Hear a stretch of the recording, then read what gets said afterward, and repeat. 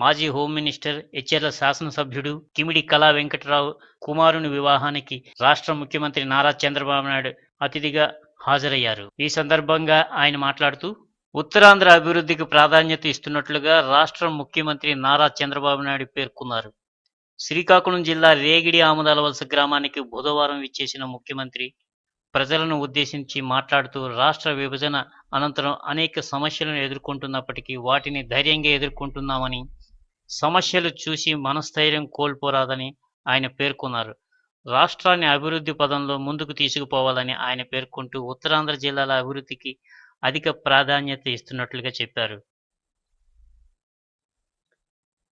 రేగిడి ఆముదాలవలసకు విచ్చేసిన రాష్ట్ర ముఖ్యమంత్రి నారా చంద్రబాబు నాయుడుకు హెలీప్యాడ్ వద్ద ఘన స్వాగతం లభించింది. రాష్ట్ర ఆర్థిక మంత్రి కింజరాపు అచ్చెన్నాయుడు, రాష్ట్ర కార్మిక శాఖ మంత్రి కింజరాపు అచ్చెన్నాయుడు, ఇతర మంత్రులు, శాసనమండలి సభ్యులు, శాసనసభ్యులతో పాటు collector P Lakshmi Nrusimham, joint collector Vivek Yadav, police superintendent AS Khan తదితరులు ఘన స్వాగతం పలికిన వారిలో ఉన్నారు. నీరు చెట్టు పథకం అమలులో నిర్విరామ కృషి జరపాలని దేవినేని ఉమామహేశ్వరరావు చెప్పారు. అపార జలవనరుల సమృద్ధి కలిగిన శ్రీకాకుళం జిల్లాలో లభించే నీటిని వడిసిపట్టి నీరు చెట్టు పథకం అమలులో రాష్ట్రంలో జిల్లాను ప్రథమ స్థానంలో ఉంచుటకు అధికారులు నిర్విరామ కృషి జరపాలని రాష్ట్ర ఇరిగేషన్ మరియు జలవనరుల శాఖ మంత్రులు దేవినేని ఉమామహేశ్వరరావు అధికారులకు పిలుపునిచ్చారు. బుధవారం జిల్లా కలెక్టర్ సమావేశ మందిరంలో నీటిపారుదల శాఖ ఆధ్వర్యంలో జరిగిన నీరు చెట్టు జిల్లా అవగాహన సదస్సులో మంత్రి దేవినేని ఉమామహేశ్వరరావు ముఖ్య అతిథిగా పాల్గొన్నారు. వంశధార, నాగావళి, మహేంద్రతనయ, బాహుదా వంటి నదులే కాక వేలాది చెరువులు జిల్లాలో ఉన్నాయని అన్నారు. చెరువుల్లోనూ నదీ కాలువల్లోనూ పుడికలు తీయించి దాని పరిసరాల్లోని ఆక్రమణ తొలగించి చెరువులు మరియు నదుల గర్భాలలో నీరు సమృద్ధి లభించేటట్లు చూడాలని అన్నారు.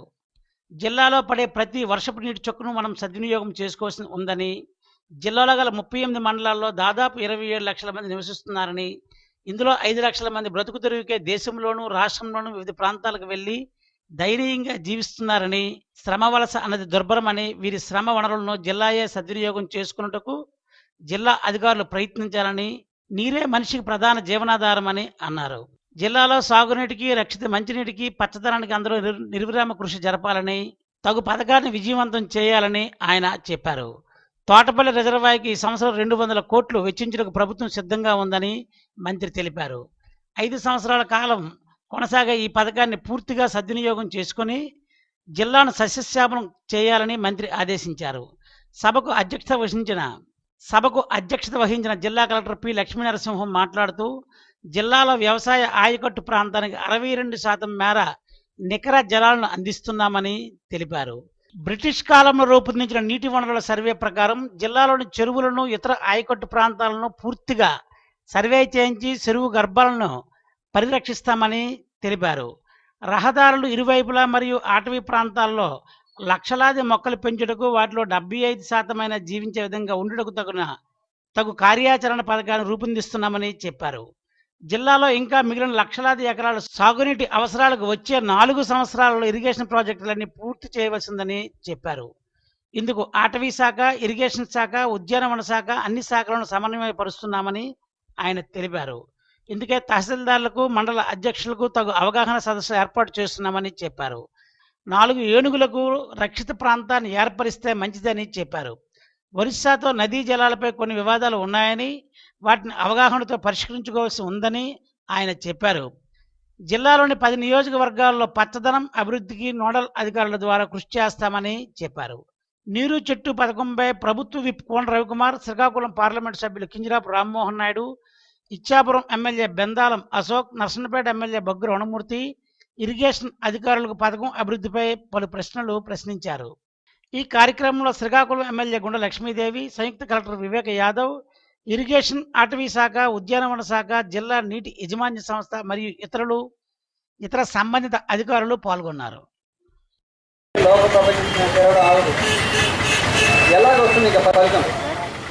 పట్టణంలో కిన్నెర థియేటర్ ఎదురుగా శ్రీ ముత్యాలమ్మ తల్లి ఆలయ పునఃప్రతిష్ఠ కార్యక్రమం 3 రోజులుగా ఘనంగా నిర్వహిస్తున్నారు. శ్రీచక్రార్చన, రుద్రమహాయాగం ఋత్వికులు, పండితులచే జరిపిస్తున్నారు. శ్రీ పరమానందగిరి స్వామీజీ పెద్దబాడం, పలాస నుండి వచ్చి అమ్మవారికి ప్రత్యేక పూజలు చేసి విగ్రహావిష్కరణ చేశారు. చుట్టుపక్కల ప్రజలు అధిక సంఖ్యలో పాల్గొన్నారు. భక్తుల విరాళాలతో అమ్మవారికి చక్కటి దేవాలయం నిర్మించి నిర్వాహకులు అందరి ప్రశంసలు పొందారు.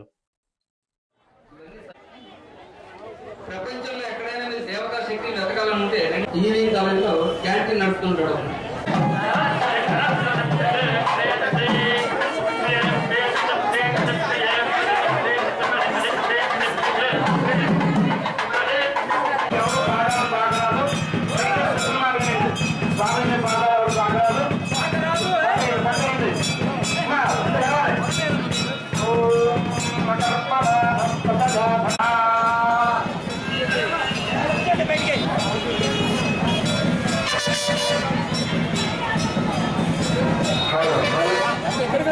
అమ్మవారి పలువురు బాబాజీ సహస్రుద్రాక్షణ దీక్షాపరులు హిమాలయంలో అయినటువంటి శ్రీ పరమేశ్వరానంద గిరి స్వామి వారు చేస్తున్నారు.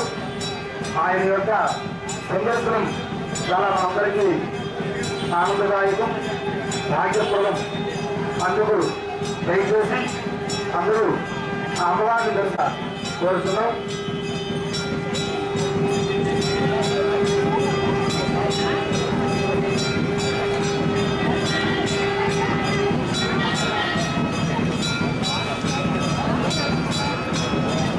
స్వామివారిని కూడా దర్శించవచ్చు. దయచేసి అందరూ నాకు కూర్చోవాలి.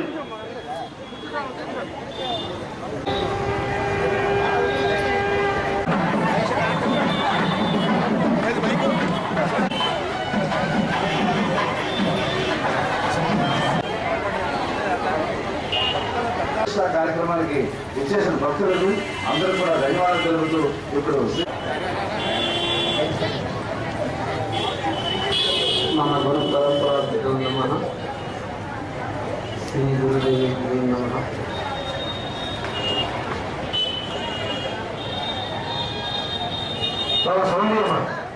ఇప్పుడు అడుగుపెట్టినా కూడా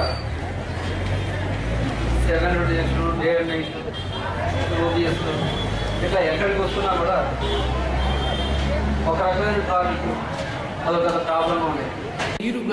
జిల్లా పరిషత్ కోఆప్షన్ సభ్యుడు గోపీనాథ్ సాహు అకాల మరణం కారణంగా కాంగ్రెస్ సభ్యులు స్థానిక ఇందిరా విజ్ఞాన భవనంలో సంతాపం కార్యక్రమం జరిగింది.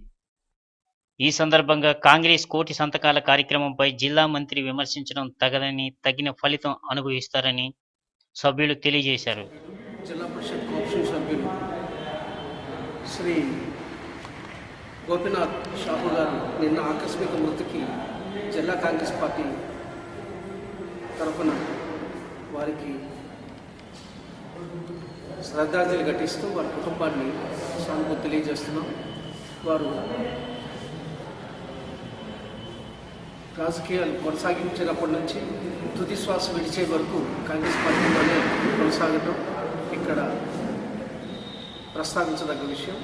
జిల్లాలో ఉండే మైనార్టీల, లింగ్విస్టిక్ మైనార్టీల సంక్షేమానికి ఆయన ఎనలేని కృషి చేశారు. గోపీనాథ్ సాహు గారి మృతి పట్ల కాంగ్రెస్ పార్టీ తరఫున మరోసారి సంతాపాన్ని తెలియజేస్తున్నాం. జిల్లాకి చెందిన రాష్ట్ర మంత్రి కిజరా పచ్చెన్నాయుడు గారు కాంగ్రెస్ పార్టీ ప్రారంభించిన కోటి సంతకాల ఉద్యమం సిగ్గులేనిదని, కాంగ్రెస్ పార్టీని ఉనికిని చాటుకునేదని అనడం ఆయన అహంకారం. దేశ ప్రధాని మోడీ తన రాజకీయాన్ని ప్రారంభించేటప్పుడు ఛాయ్వాలాగా ప్రారంభించి సామాన్యుడిగా ఉండి భారతదేశానికి అమెరికా అధ్యక్షుడు పర్యటించినప్పుడు 10 లక్షల సూట్తో ప్రత్యక్షమై, అదేవిధంగా బీజేపీ జాతీయ అధ్యక్షుడు వీరేంద్ర షా ఒకరికి మించిన ఒకరు తన బిరుసు పొగరుతో ఢిల్లీలో నిన్న చేదు ఫలితాలు వచ్చినట్లు అచ్చెన్నాయుడు కూడా అటువంటి చేదు ఫలితాలు వస్తాయి. నవ్యాంధ్ర నిర్మాణానికి కేంద్ర ప్రభుత్వం తోడ్పాటు, ఈ రాష్ట్ర ప్రజా జీవనం మెరుగు కోసం అనువైన విధంగా రీతిలో మరి ప్యాకేజీలు రిలీజ్ చేయాలని కాంగ్రెస్ పార్టీ ఒక విశాల దృక్పథంతో ప్రజల పక్షాన చేస్తున్న కోటి సంతకాల ఉద్యమాన్ని నీరుగార్చే ప్రయత్నం చేయటం, అమ్మ పెట్టదు అడుక్కు తిన్నవదు వారు అడగలేరు, ప్రజల పక్షాన మేము గట్టిగా అడుగుతుంటే భరించలేరు. ఇది భావ్యం కాదని మనం చేస్తూ సెలవు తీసుకుంటాం.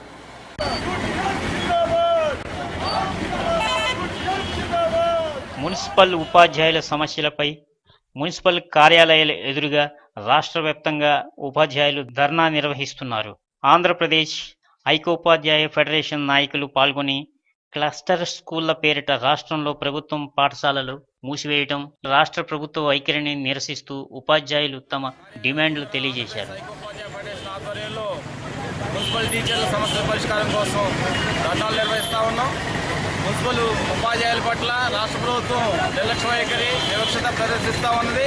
మున్సిపల్ ఉపాధ్యాయులకి సర్వీస్ రూల్స్ లేవు కాబట్టి ఆ సర్వీస్ రూల్స్ రూపొందించే ముందర, డ్రాఫ్ట్ రూల్స్ ప్లాన్ చేసే ముందర ఉపాధ్యాయ సంఘాలతో చర్చించి డ్రాఫ్ట్ రూల్స్ తయారు చేయాలని, సర్వీస్ రూల్స్ రూపొందించాలని, ప్రభుత్వ ఉపాధ్యాయులతో సమానంగా మున్సిపల్ ఉపాధ్యాయులకు సర్వీస్ రూల్స్ ఉండాలని చెప్పేసి మేము డిమాండ్ చేస్తూ ఉన్నాం. మున్సిపల్ ఉపాధ్యాయులకి పిఎఫ్ సౌకర్యం ఇప్పటికీ లేకపోవడం అనేది అత్యంత దురదృష్టకరం. పిఎఫ్ సౌకర్యాన్ని కల్పించాలని, అదేవిధంగా సిఎస్ఎస్ క్రెడిట్స్ అనేవి ఆయా ఉపాధ్యాయుల ఖాతాలకు జమ చేయాలని చెప్పేసి మేము డిమాండ్ చేస్తూ ఉన్నాం. దాంతోపాటు మున్సిపల్ శాఖ మంత్రి నారాయణ గారు మున్సిపల్ పాఠశాలను మొత్తంగా నిర్వీర్యం చేయడానికి ఒక ప్రయత్నం చేస్తూ ఉన్నారు. మున్సిపల్ పాఠశాలని క్లస్టరైజేషన్ పేరిట ప్రైవేటు యాజమాన్యాలకి దారాదత్తం చేయడాన్ని ఆంధ్రప్రదేశ్ ఐకోపాధ్యాయ ఫెడరేషన్ తీవ్రంగా వ్యతిరేకిస్తూ ఉంది. మున్సిపల్ పాఠశాలను నిర్వీర్యం చేస్తే మున్సిపాలిటీల్లో ఉండే పేద ప్రజానీకం అనేది విద్యకు దూరం అయ్యే పరిస్థితి ప్రమాదం ఉన్నది కాబట్టి ముఖ్యమంత్రి చొరవ చూపించాలని, మున్సిపల్ శాఖ మంత్రి నారాయణ గారు ఇటువంటి చర్యల్ని విరమించుకోవాలని చెప్పేసి డిమాండ్ చేస్తూ ఉన్నాం. మున్సిపల్ పాఠశాలల సంరక్షణ కోసం, ప్రభుత్వ విద్యారంగం పరిపుష్టం కోసం ఆంధ్రప్రదేశ్ ఐకోపాధ్యాయ ఫెడరేషన్ మరిన్ని ఉద్యమాలు ముందుకు తీసుకెళ్తుందని చెప్పేసి, అదేవిధంగా రాష్ట్రంలో క్లస్టర్ స్కూల్స్ పేరిట పాఠశాల మూసివేతని తీవ్రంగా వ్యతిరేకించి ప్రజా ఉద్యమాలు నిర్వహిస్తుందని చెప్పేసి ఈ సందర్భంగా తెలియజేస్తా ఉన్నాం. ఫిబ్రవరి 12 నుంచి జిల్లాలో జరగబో ఇంటర్మీడియట్ పబ్లిక్ పరీక్షలు అన్నిటికీ ఏర్పాట్లు పూర్తి చేశామని ప్రాంతీయ పర్యవేక్షణ అధికారి ఏ అన్నమ్మ తెలిపారు. బుధవారం స్థానిక ఆర్ఐఓ కార్యాలయంలో విలేకరులతో మాట్లాడుతూ జిల్లాలోని 116 పరీక్షా కేంద్రాలను నిర్వహిస్తున్నట్లు, ఈ పరీక్షా కేంద్రాలకు చీఫ్ సూపరింటెండెంట్లు, ఎలక్టోరల్ ఎగ్జామినర్లు, ఇంటర్మీడియట్ బోర్డు నియమించడం జరిగిందని తెలిపారు. ఆయా కేంద్రాలకు అవసరమైన ప్రశ్నాపత్రాలు, ఓఎంఆర్ షీట్లను, హాల్ టికెట్లను పరీక్షా కేంద్రాలకు పంపించడం జరిగిందని ఆమె తెలిపారు. రేపటి నుంచి జరగబోయే పరీక్షలు 4 విడతల్లో జరుగుతున్నాయని, మొదటి విడత 12వ తేదీ నుండి 16వ తేదీ వరకు 34 కేంద్రాల్లో, రెండవ విడత 18 నుంచి 22 వరకు 28 కేంద్రాల్లో, మూడవ విడత 23 నుంచి 27 వరకు 34 కేంద్రాల్లో, నాలుగవ విడత 28 నుంచి మార్చి 4 వరకు 31 కేంద్రాల్లో పరీక్షలు నిర్వహిస్తున్నట్లుగా చెప్పారు. జిల్లాలో 16,170 మంది సైన్స్ విద్యార్థులు పరీక్షలకు హాజరవుతున్నారని ఆమె ఈ సందర్భంగా తెలిపారు. పరీక్షలు ఉదయం 9 గంటల నుంచి 12 గంటల వరకు, మధ్యాహ్నం 2 గంటల నుంచి 5 వరకు జరుగుతున్నట్లుగా తెలిపారు. ఈ విలేకరుల సమావేశంలో committee member Y Nagabhushanarao, B Malleswararao, Kotabommali, R Bhushanarao, G Appalanaidu, hyper committee మెంబర్లు పాల్గొన్నారు. గోల్డ్ ఫెస్టివల్ 2015 ప్రతి 5,000 రూపాయల కొనుగోలుపై ఒక లక్కీ కూపన్ పొందండి. లక్కీ డ్రాలో మొదటి బహుమతిగా హ్యూండాయ్ ఇయాన్ కార్, రెండవ బహుమతిగా హోండా డియో బైక్, మూడవ బహుమతిగా 750 గ్రాముల వెండి గెలుపొందే అద్భుతమైన అవకాశం. ఈ అవకాశం డిసెంబర్ 15 నుండి ఏప్రిల్ 21 వరకు మాత్రమే. Kameshwari jewellers, Kurupam market, Visakhapatnam. Kameshwari gold, Palakonda road, Srikakulam.